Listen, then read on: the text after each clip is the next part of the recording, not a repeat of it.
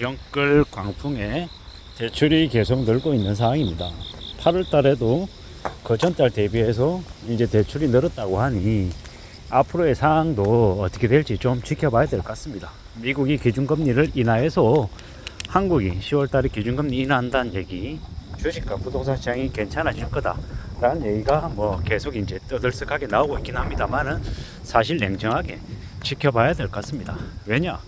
앞으로 언제 어떻게 어떤 상황이 벌어질지 불확실한 것들이 너무도 많기 때문에 좀 더 우려하고 좀 더 염려하며 지켜봐야 될 것 같다라는 이야기를 하고 싶습니다. 이래저래 제일금융권에서 대출을 줄인다 이런 얘기가 많이 나오더라고요.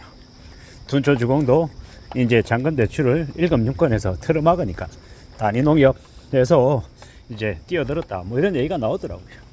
단위농협에서 이제 뛰어들었다는 얘기는 무슨 얘기입니까? 잔금 대출을 받는 사람들의 이제 부담해야 될 대출 이자가 1%나 2%나 이제 더 내야 되는 이제 상황일 거다라는 겁니다. 점점 이제 상황이 이제 쪼여드는 거죠.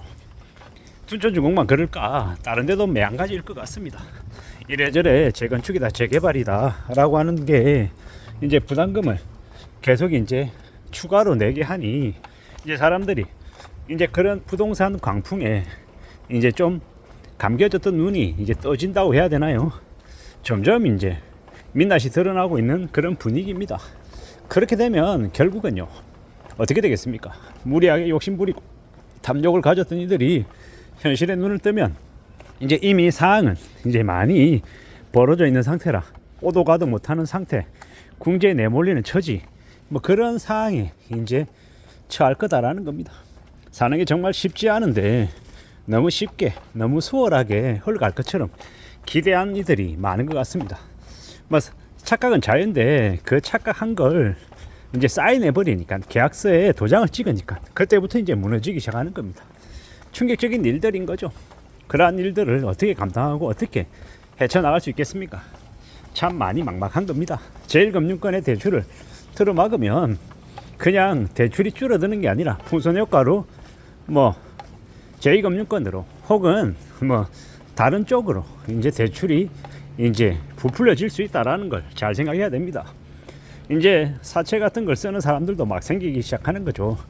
왜겠습니까? 궁지에 몰리니까요. 보통 이제 사업하는 사람들이 이제 현금 유동성이 말라가지고 이제 돈줄이 막히면 뭘 합니까? 이제 급전을 빌리느라고 사채를 쓰는 경우가 생기죠. 왜냐? 그렇게라도 해야 망하는 걸 피할 수 있기 때문입니다. 이제 앞으로 많은 사람들이 되게 힘들고 되게 어려워할 텐데 실제로 가계부채가 GDP 대비 100%를 넘어서서 매우 심각하다, 우려스럽다라고 얘기하지만 진짜 심각하고 진짜 우려스러운 건 가계부채도 가계부채지만 정부의 부채가 늘어나는 것과 기업의 부채가 늘어나는 거라고 생각합니다. 정부의 부채와 기업의 부채가 늘어난다. 이는 결국 이제 사람들의 일자리가 줄어든다는 것과 이제 정부의 부채가 늘어난다라는 건 이제 세금이 늘어난다라는 거겠죠. 앞으로는 이제 담배값이 4,500원, 5,000원이 아니라 8,000원 되고 만원 되고 15,000원, 2만원 되는 시대가 열린다라고 보면 맞습니다. 그리고 지방 정부도 구조조정하고 이제 공무원도 중간에 이제 잘리는 경우가 생길 것 같습니다. 이제 이렇게 대규모 인력 감축도 늘어나고 사람들의 이제 소득도 줄어들고 이제 점점 이제 이렇게 막막해지는 시대가 이제 늘어나면 이제 사람들의 상황이 안 좋아지면 이제 강제로 성실해지는 거죠. 강제로 아끼고 강제로 절약하고 이제 근검절약하며 사는 거다라는 겁니다. 사람에 따라서는 소비를 안 하지만 쓸 돈이 없어서 억지로 소비를 못하는 사람과 돈이 있지만 소비를 줄여서 절제해서 저축해서 미래를 대비하는 사람, 어느 쪽이 되고 싶은지는 이제 개개인들의 판단에 달려있다라는 겁니다.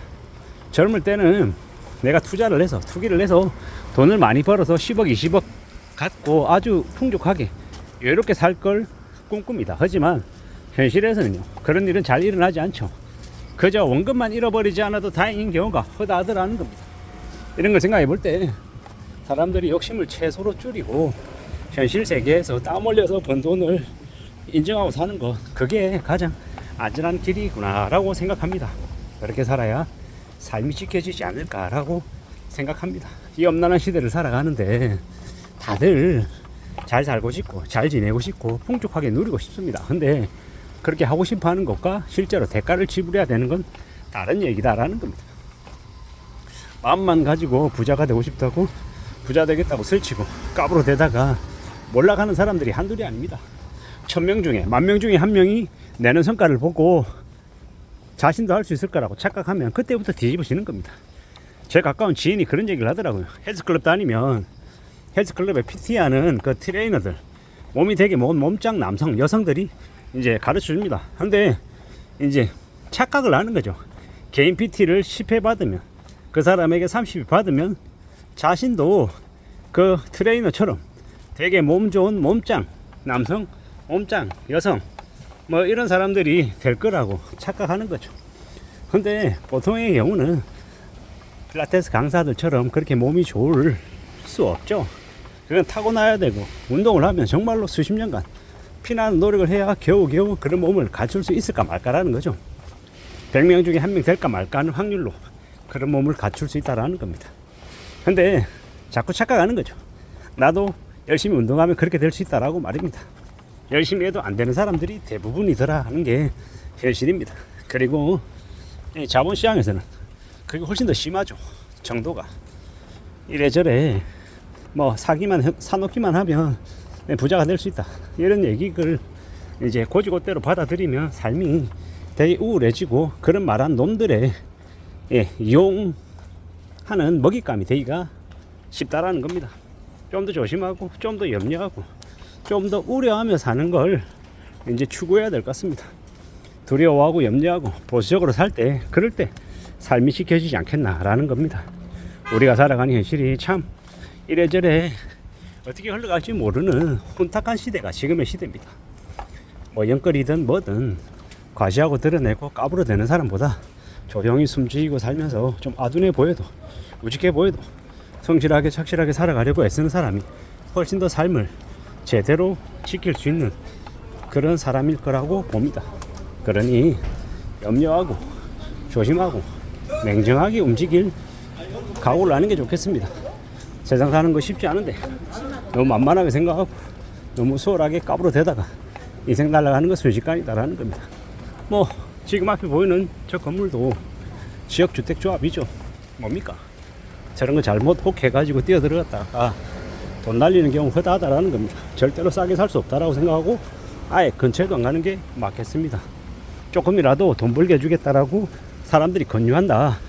그러면 당신의 돈을 덩쳐먹겠다라고 하는 사기꾼이 들러붙은 거다라고 생각하면 맞을 것 같습니다. 의심하고 또 의심하는 게 안전하게 살아가는 길입니다. 이상입니다.